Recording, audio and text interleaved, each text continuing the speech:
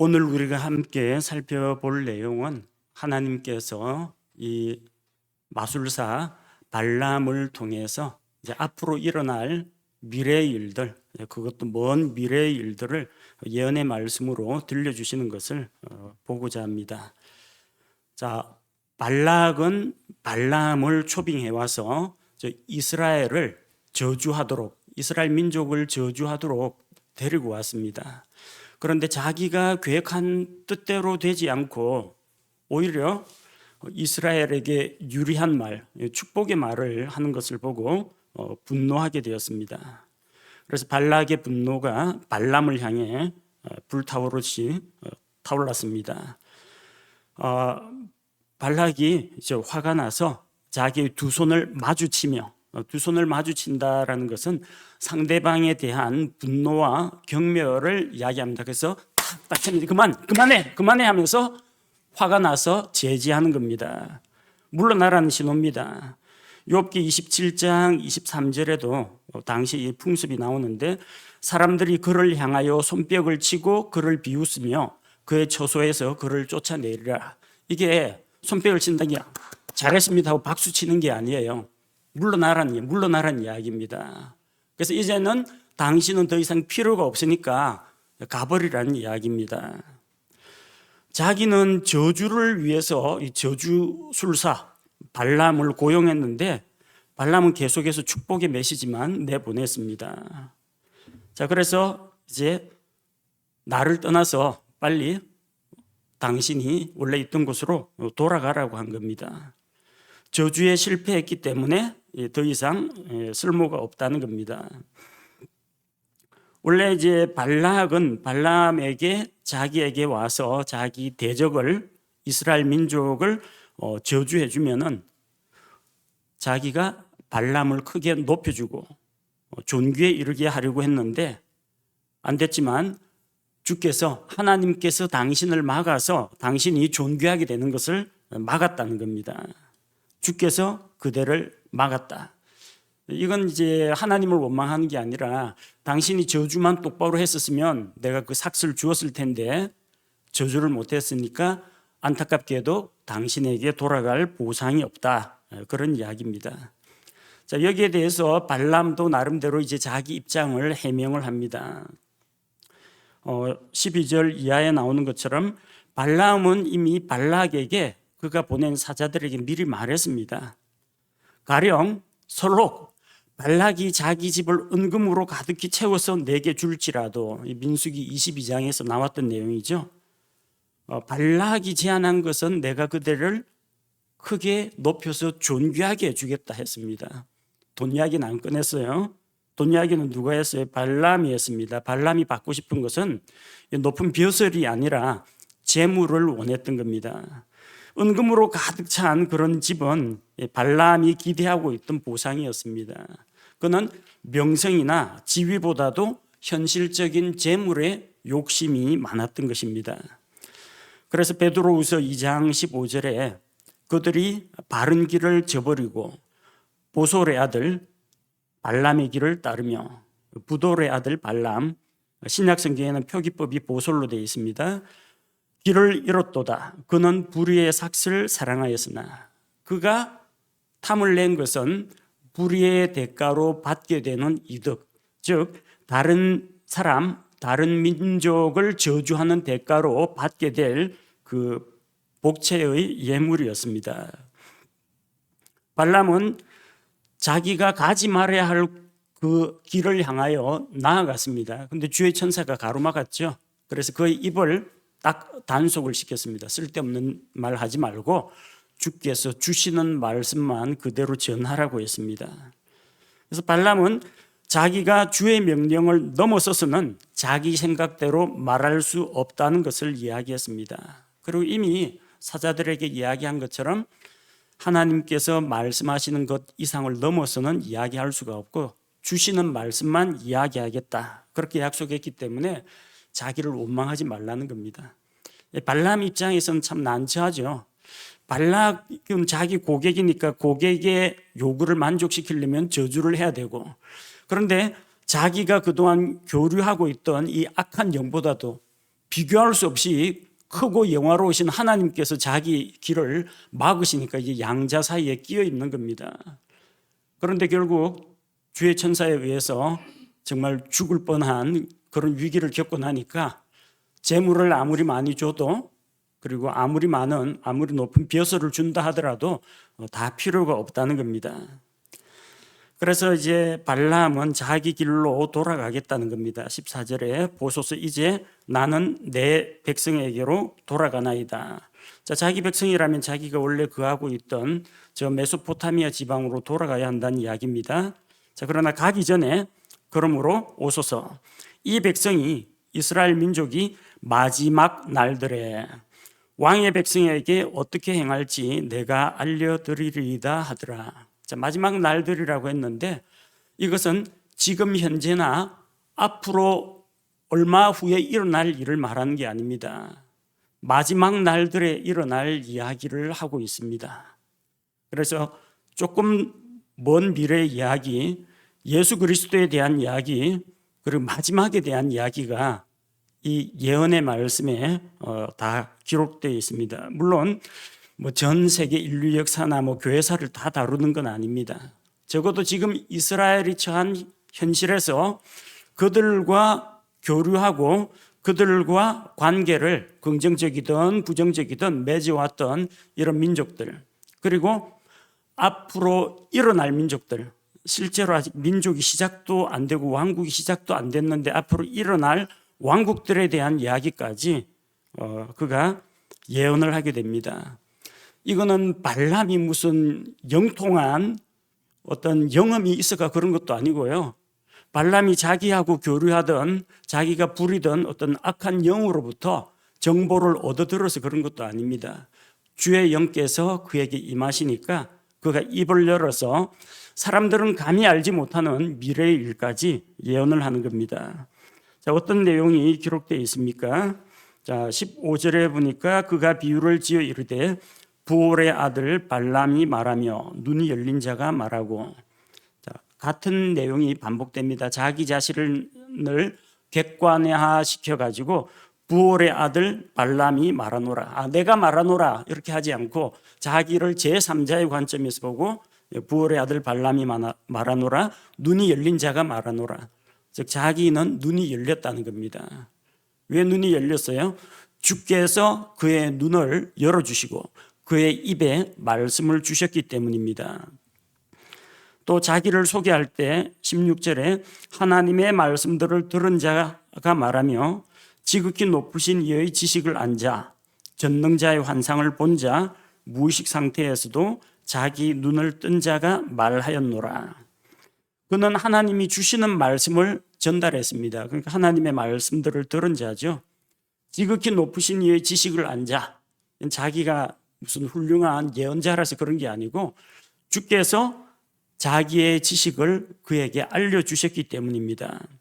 전능자의 환상을 본 자, 그는 먼 미래를 보게 되었습니다. 주께서 환상 가운데 그에게 보여주셨습니다. 자, 무의식 상태라고 했는데 이건 의식을 잃고 쓰러진 상태가 아닙니다.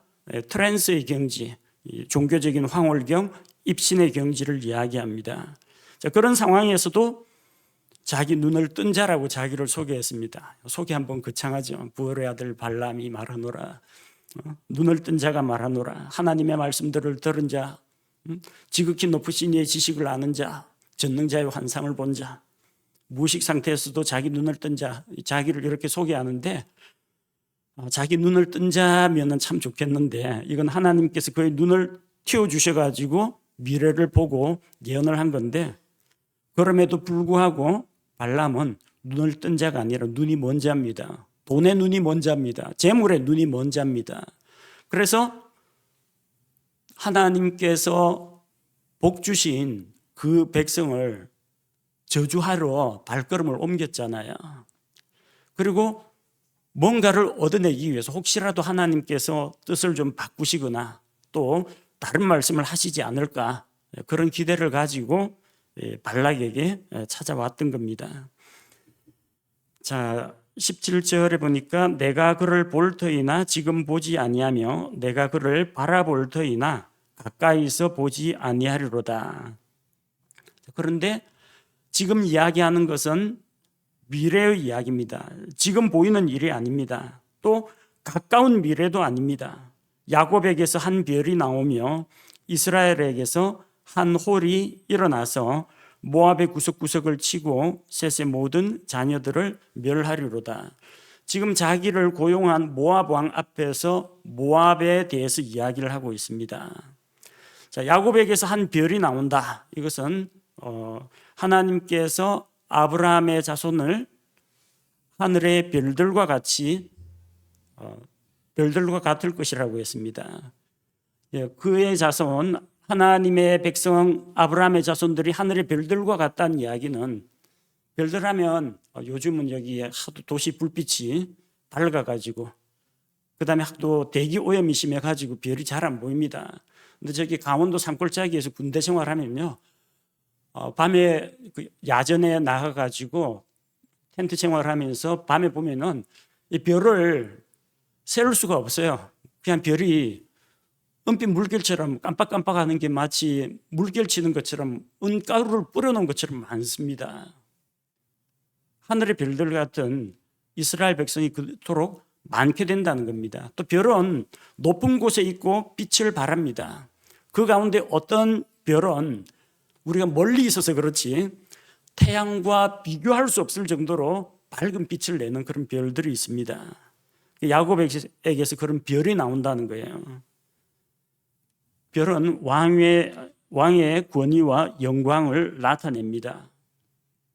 실제로 메시아께서 베들레헴에 오실 때, 그리스도께서 베들레헴에서 나실 때 마태복음 2장 2절에 보면 동쪽에서 온 지혜자들이 예수님의 별을 보고 찾아왔습니다. 별의 움직임을 따라서 찾아왔고 그 별이 베들레헴에 자기들 머리 위에 머물러 있는 것을 보게 된 것입니다. 그래서 베들레헴에 가서 예수님을 만나게 된 것입니다. 자, 이스라엘에게서 한 홀이 일어날 것이라고 했습니다. 홀이라고 하는 것은 지휘관이 가지고 있는 그 지팡이를 이야기합니다. 통치자의 권세를 이야기합니다. 곧 이스라엘에서 통치권을 가진 왕이 일어날 것을 이야기하고 있습니다. 자, 이것은 지금 이스라엘에는 현재 이 당시에 왕이 없습니다. 모세는 왕이 아닙니다. 백성의 지도자였습니다. 가나안 땅에 들어가고 나서 사사 시대를 거치고 사무엘 시대를 거쳐가지고 초대왕 사울이 그제서야 나옵니다. 왕정 시대 아니에요. 근데 벌써부터 왕을 이야기하고 이 왕은 뭐 다윗 왕이라든지 이스라엘과 유다의 왕을 이야기하는 것이 아니라 큰 영광과 권세를 가진 왕, 바로 메시아를 이야기합니다. 그러니까 먼 미래 이야기죠. 이때 출애굽 당시를 BC 1500년 경으로 잡는다고 하면은 예수님 아직 탄생하기가 한참 전입니다. 근데 메시아가 오실 것을 예언하고 있는 겁니다. 자, 그리고 한 홀이 일어나서 어떻게 한다고요? 모압의 구석구석을 치고 셋의 모든 자녀들을 멸하리로다. 예수님이 오셔가지고 모압 정벌하러 가신 이야기는 들어본 적이 없습니다. 예수님 모압 땅에 가서 뭔가 모압 사람들을 쳐 죽이고 그런 일은 안 하셨어요. 그런데 이스라엘 민족과 모압은 이제 적대적인 관계가 됩니다, 나중에. 그리고 실제로 이 하나님을 믿지 않는 백성들, 하나님께로 돌아오는 이방인들이 있고 돌아오지 않는 이방인들이 있는데, 마지막에 주님께서 천년왕국을 다스리시기 전에 모든 민족들을 다 굴복시킵니다. 모압도 예외는 아닙니다.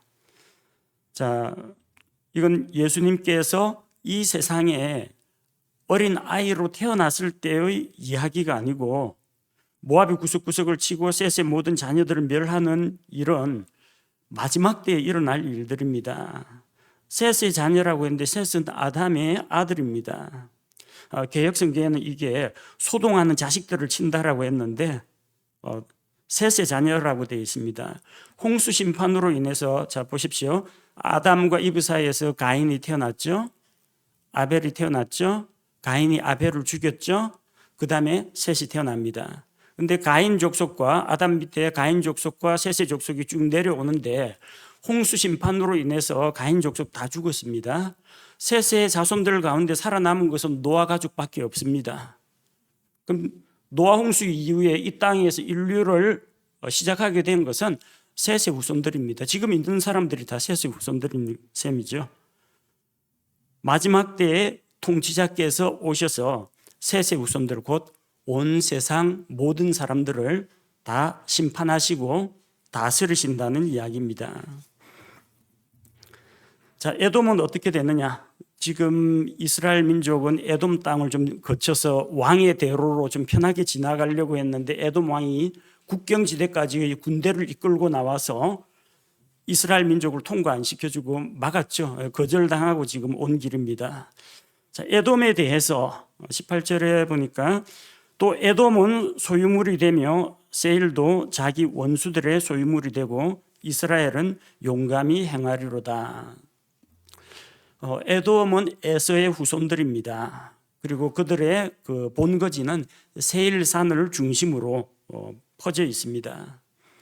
세일산은 에돔 자손이 거주하는 산악지대인데 하나님께서 그것은 에서의 자손들에게 준 땅이기 때문에 에돔 족속과 싸우지 말라고 했습니다. 그래서 다투지 않고 이스라엘이 알아서 피해갔습니다. 그러나 이스라엘은 용감하게 행할 것이고 강성하게 될 것이라고 했습니다. 사실상 이스라엘과 에돔은 올라가면 야곱과 에서 이래가 형제지간으로 만납니다. 근데 에돔은 이스라엘이 가는 길을 가로막아서 원수가 되었고 또 다윗 시대부터 에돔은 이스라엘의 지배를 받게 됩니다. 결국 그렇게 이스라엘 민족에게 호의를 베풀기를 거절했던 에돔 민족도 멸망하게 된다는 겁니다. 19절에 통치권을 가질 자가 야곱에게서 나와 그 도시에 남아있는 자를 멸하리로다 하더라. 통치권을 가질 자, 메시아, 그리스도를 이야기합니다. 그가 에돔의 도시에 남아있는 자를 멸할 것이라고 했습니다.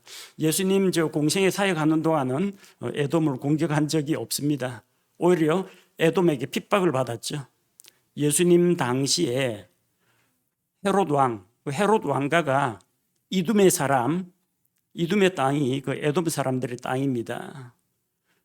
에돔 출신인 헤롯 그 가문이 신구약 중간기에 요한 힐카누스의 지배를 받아가지고 이 이둠의 지방을 점령해가지고 에돔 사람들을 강제로 할례주고 강제로 유대교로 기화시켰습니다.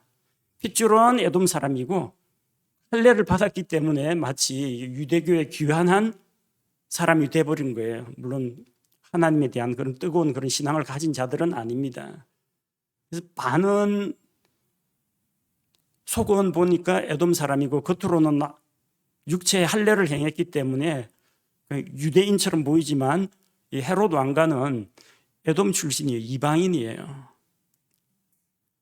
예수님은 태어나자마자 헤롯 대왕으로부터 하마터면 그 어린아이 시절에 죽임을 당할 뻔했습니다.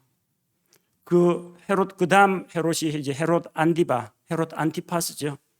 침례자 요한을 목베어 죽인 사람. 그 다음에 성경에 등장하는 헤롯이 또 있죠. 헤롯 가문에서 예수 그리스도의 사도들이 복음의 말씀을 전하는데 그런데 그 복음을 받아들이지 않고 오히려 예수님의 제자 가운데 야고보를 잡아서 칼로 죽이고 베드로를 감옥에 가두어 버렸어요. 결국 좋은 기회를 놓쳐버렸습니다. 이렇게 에돔 가문에서 나온 이 헤롯의 그 일가족들은 하나님을 받아들이지 않았습니다. 그리고 마지막 때에 에돔 족속들 가운데에서도 믿고 돌아오는 자가 혹시 있을 수도 있어요. 그러나 돌아오지 않는 그런 자들은 결국 메시아 왕국 시대에 그들은 다 멸망당하게 될 것이라는 겁니다. 그 이어서 나오는 게 20절에 나오는 아말렉입니다. 이스라엘과 접점이 있었죠. 이집트 땅에서 나왔을 때 르비딤에 이르렀을 때 장거리 여행에 피곤하고 지친 자들을 뒤에서 아말렉 족속이 치고 모세가 아론과 훌을 데리고 산 위에 올라가서 기도하고 밑에서는 여호수아가 백성을 이끌고 조직해서 아말렉과 싸움을 벌이죠.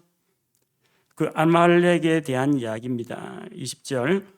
또 그가 아말렉을 바라보며 비유를 지어 이르되 아말렉은 민족들 중에서 첫째였으나 그의 마지막 끝은 이러하리니 곧 그가 영원토록 멸망하리로다. 간단하게 이야기했네요. 아말렉은 멸망할 것이다. 아말렉은 민족들 중에서 첫째다. 민족들이란 말이 있고 민족이란 말이 있습니다. 성경에서 네이션, 즉 민족들 하면 이방 민족들을 이야기합니다. 복수형이에요. 근데 네이션 하면은 하나님의 백성 이스라엘 민족을 이야기하거나 예수 그리스도를 믿고 하나님의 자녀가 된 새로운 한 백성, 새로운 한 민족, 제때의 열매를 바칠 한 민족, 그것을 가리켜서 단수형으로 한 민족으로 표기를 합니다. 아말렉이 민족들 가운데 첫째였다고 했는데 아말렉은 사막지대에서 살면서 유목을 하고 생활의 대부분은 약탈을 해가지고 다른 부족으로 습격하거나 지나가는 대상들을 공격해가지고 약탈하는 비천한 민족입니다. 이 첫째라는 것은 어떤 가는 세계에서 제일 가는 최강 가는 그런 민족을 이야기하는 게 아닙니다. 이스라엘이 민족의 모습을 갖추게 된 것은 이집트로 야곱의 일가족 70명이 내려갈 때는 민족이 아니었습니다. 그냥 가족이에요. 그런데 이집트에서 새가 불어나가지고 큰 민족을 이루어가지고 나오게 되었죠. 첫 번째로 맞닥뜨린 민족이 아말렉입니다. 아말렉은 이집트에서 나온 이스라엘을 가장 처음 공격한 민족입니다. 그런데 그 결말이 좋지 않다는 거죠. 나중에 왕조 시대가 되니까 하나님께서 사울에게 아말렉을 진멸하라고 합니다. 근데 사울은 이제 교만한 마음에 이 아말렉 왕을 포로로 잡아가지고 끌고 오면서 그의 왕이 아각보다 높으리라. 이 예언의 말씀을 딱 해가지고 자기가 이제 아각보다 높은 그 왕이 된 것처럼 생포해서 포로로 데리고 온 거예요. 하나님께서 죽이라고 했었는데 살려두지 말라고 했는데, 자, 그래서 사무엘이 그 아각을 죽였습니다. 그런데 아각은 한 개인의 이름이 아니라 이 아말렉 부족, 민족의 부족장은 그냥 아각이라는 호칭을 다 사용합니다. 아각은 아말렉 왕에게 붙이는 그런 칭호입니다. 나중에 또 이 아말렉 민족 어디에 등장합니까? 에스더기에 나오죠. 에스더기에 아각 사람, 즉 아말렉 후손입니다. 아각 사람 하만이 이스라엘을 멸하려고 합니다. 그래서 하만이 이 모르드게가 자기에게 절하지 않는 것을 보고 모르드게만 죽이는 건 너무 가볍다. 모르드게가 속한 유대민족을 다 죽이겠다고 해서 왕의 조서를 작성해 가지고 죽이려고 했는데 하나님께 이스라엘 민족 유대인들이 모르드게와 에스더와 같이 마음을 같이 해서 기도해 가지고 오히려 대반전이 일어나죠. 하나님을 대적하던 자들, 유대인들을 대적하던 원수들이 오히려 다 죽임을 당하고 하만과 그의 10명의 아들들이 다 나무에 달려 죽습니다. 그 마지막은 나중에 아말렉이 남아있다고 할지라도 결국은 영원토록 멸망하게 될 것입니다. 자, 21절에 또 그가 겐 족속을 바라보며 비유를 지어 이르되 내 거처가 견고하며 내 보금자리는 바위 위에 있도다. 22절에 그럼에도 불구하고 겐 족속이 소멸되리니 마침내 아수르가 너를 포로로 잡아가리로다 하고, 자, 겐 족속의 거처가 견고하다, 보금자리가 바위에 있다라는 것은 이게 반석 위에 세워진 튼튼한 민족이라는 겁니다. 안전하게 거하고 있습니다. 그런데 사사기 1장 16절이라든지 사사기 4장 11절 말씀에 보면요, 모세의 장인이 겐 족속이라고 합니다. 근데 우리가 알고 있기로 출애굽기 18장 1절에서 모세의 장인은 미디안 족속입니다. 모세의 장인은 미디안 족속이기도 하고 모세의 장인은 겐 족속이라는 거. 뭘 말합니까? 겐 족속이 미디안 사람들이라는 이야기예요.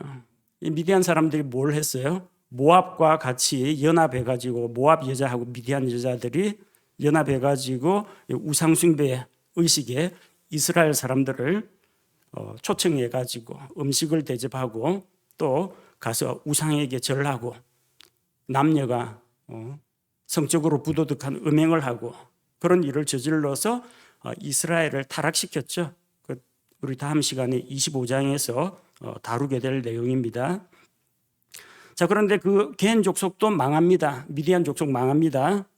어떻게 망해요? 아수르가 겐 족속을 포로로 잡아간다고 했습니다. 자, 아직까지 이제 아수르라고 표현되어 있는데 옛날에 아수르가 차지하던 땅이 저 위 아시리아 쪽입니다.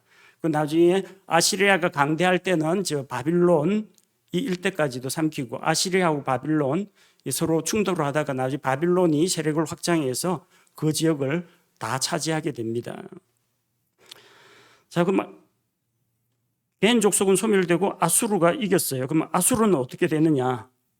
23절에 보니까 또 그가 비유를 지어 이르되 슬프다 하나님께서 이 일을 행하시는 때 누가 살리오? 뭔가 안 좋은 이야기가 일어납니다. 슬프다. 하나님께서 행하시는 이 일 앞에 누가 살 수 있는가? 즉, 다 죽는, 다 죽임을 당하는 비참한 일이 일어난다는 이야기예요. 하나님의 무서운 심판 앞에서 두려워하고 슬퍼하라는 이야기입니다. 자, 24절에 보니까 깃딤의 해변에서 배들이 와서 아수르를 괴롭게 하며 에벨을 괴롭게 하리니 그도 영원히 멸망하리로다 하니라. 아직 일어나지도 않은 일이고 한참 뒤에 일어날 일입니다. 자, 저 이스라엘 북쪽에 보면은 지금 우리가 말하는 시리아 그 위쪽에 아시리아라는 아시리아 제국이 있었고요.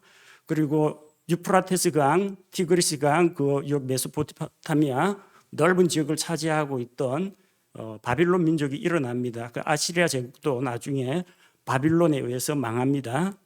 그리고 바빌론은 망합니다. 그 다음에 일어나는 제국이 어디예요? 메데파사, 메디아와 페르시아입니다. 그리고 이 페르시아 제국이 누구한테 망했어요? 그리스 제국한테 망합니다. 헬라 사람들, 그리스 제국. 그리스 이 대제국을 건설한 정보광 누굽니까? 알렉산더. 그런데 알렉산더도 죽었습니다. 사람인데 죽지 언젠가는. 그래서 알렉산더라는 거대한 뿔이 하나 딱 꺾였습니다. 그 뿔이 꺾이고 4개의 뿔이 등장합니다. 알렉산더의 부하 장군 4사람을 이야기합니다. 다니엘서에 나오는 것처럼 그 권세가 자기 아들들에게 물려지지 않았어요. 자기 부하 장군들이 영토를 나누어 갖게 됩니다. 그 중에서 강성한 사람이 이제 셀루쿠스, 그 고대 바빌론 지역, 이 아시리아 지역 아주 넓은 땅, 이스라엘의 북쪽을 다스리는 셀루코스 가문이 있었고, 남쪽으로는 이집트를 차지한 톨레미라고 하는데 피자는 원래 발음 안 합니다. 우리가 사이콜로지라고 하지 프사이콜로지라고 하지 않는 것처럼 톨레미 왕가 이집트 쪽을 차지하게 됩니다. 그리고 카산드로스가 그리스와 마케도니아 쪽을 차지하고요. 부하 장군 중에서 리시마쿠스가 트라키아와 그 소아시아 지역, 소아시아 아시죠? 에베소하고 저기 서모나 뭐 이런 쪽에 있는 바울이 복음 사역하던 그 소아시아 지역 이걸 차지하게 됩니다. 그 4장군 가운데에서 가장 강성한 쪽이 셀루쿠스 왕가 북왕국, 그리고 톨레미 왕조 남왕국, 이 북하고 남 사이에서 계속 싸움이 벌어져요.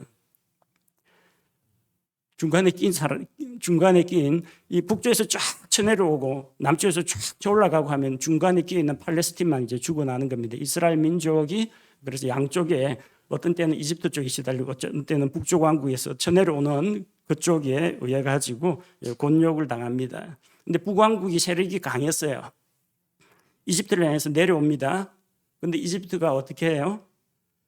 로마의 도움을 청합니다.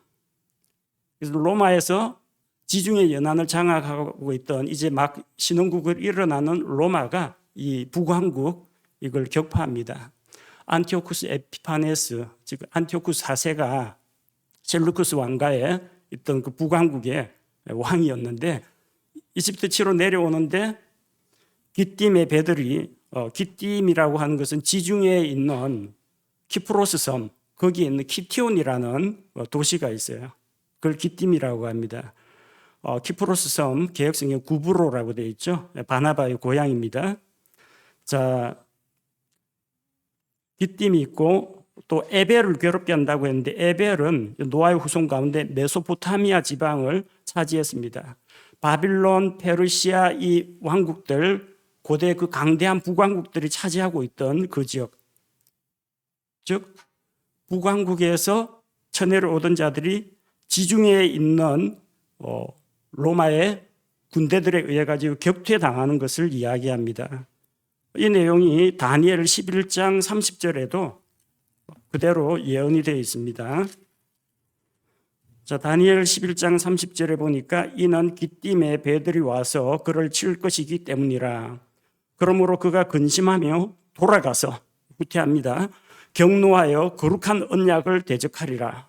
그가 이와 같이 행하며 심지어 돌아가서 그 거룩한 언약을 저버리는 자들에 대한 정보를 얻을 것이요. 그 뒤에 나오는 내용이 안티오쿠스 에피파네스가 이집트 공략하려다가 로마 군대에 제지를 받고 실패해가지고 돌아가면서 예루살렘에다가 화풀이를 다합니다.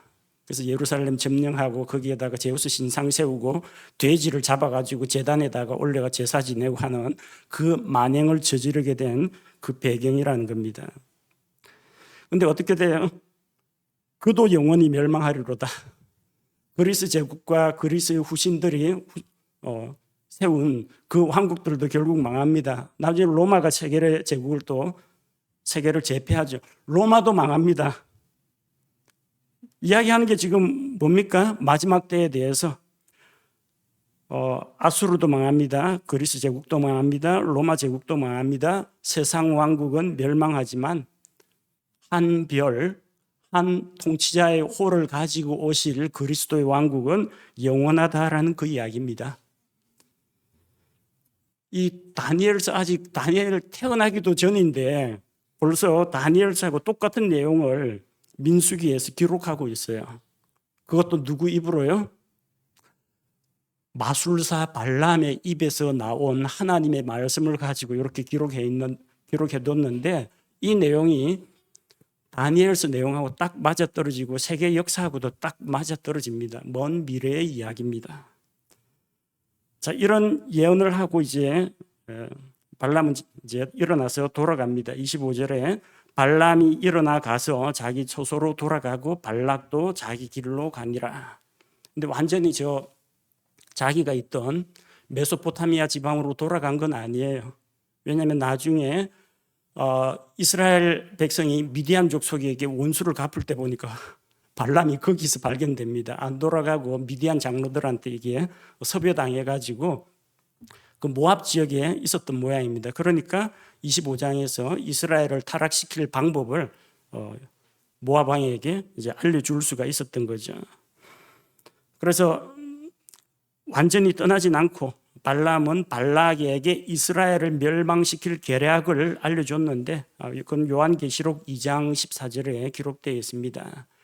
발람이 발락을 가르쳐 그 이스라엘 백성에게 우상숭배와 음행을 하게 한 그것에 대해서 이 모든 배후에 발람이라는 이방인 마술사가 있었다는 것을 알 수가 있습니다. 발락과 발람 발음은 비슷한데 어쨌든 둘 다 하나님을 믿지 않는 사람들입니다. 그럼에도 불구하고 하나님께서는 이 믿지 않는 이방인 마술사의 입을 통해서도 하나님의 말씀을 선포하는 도구로 사용하실 수가 있다는 것을 보여줍니다. 그리고 이 모압 왕 이방인의 왕이긴 하지만 그에게도 이 발람을 통해서 먼 미래에 일어날 일들을 계시해 주셨다는 겁니다. 하나님의 말씀이 그들에게 선포가 되었어요. 반응은 둘 중에 하나입니다. 하나님은 역시 만왕의 왕이시요 온 세상에 그리고 인류의 역사와 인간 모두의 생사화복을 주관하시는 분이구나. 그 자리에서 자기가 믿던 그모스라든지 바알이라든지 다 때려부수고 하나님께로 돌아와야 됩니다. 이 마지막에 분명히 이야기했잖아요. 모압을 다 메시아가 오셔가지고 치실 것이고 에돔도 칠 것이고 아말렉도 칠 것이고 세상의 강대한 왕국들 아직 나타나지도 않은 민족들도 다 멸망할 거다. 그랬으면 납작 엎드려가지고 주 하나님께 경배해야 되죠. 그렇게 하지 않았다는 이야기입니다. 하나님 분명히 기회 줬습니다. 말씀도 선포했습니다. 난 못 들었습니다. 하나님 누군지 모릅니다. 변명할 수 없습니다. 이미 이렇게 선포했는데 그들이 받아들이지 않았다는 거예요. 그리고 발락은 모압의 왕입니다. 정치 지도자입니다.